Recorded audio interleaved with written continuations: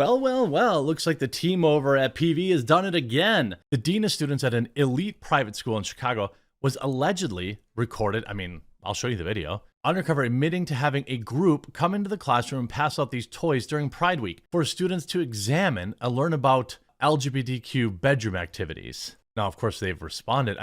The video exists. And apparently the school sent an email going after PV and defending the school's comprehensive approach to this type of education. Dear Parker community, at Parker, we care deeply about health, well-being, and development of our students. That's why we're heartbroken to learn that one of our colleagues' words have been severely misrepresented. They weren't. They're 100% in context. That's what everyone always says about Veritas. They're like, oh, they share stuff out of context, blah, blah, blah, blah, blah, blah, blah. No, they don't.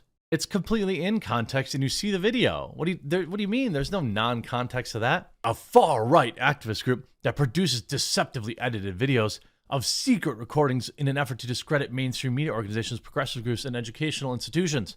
He was filmed without his knowledge or permission. Don't care. Please know this video contains descriptive language. If you choose to view it, we ask you not to share it. Oh, I get it now. They're asking people not to share it. Oh yeah, definitely don't share this video. And then they deleted their account, by the way. If they aren't ashamed of their curriculum, why did they delete their account? They deleted their Twitter account.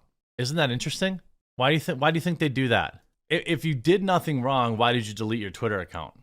This is not a conversation for some mustachioed weirdo to bring somebody in and pass out toys to the classroom.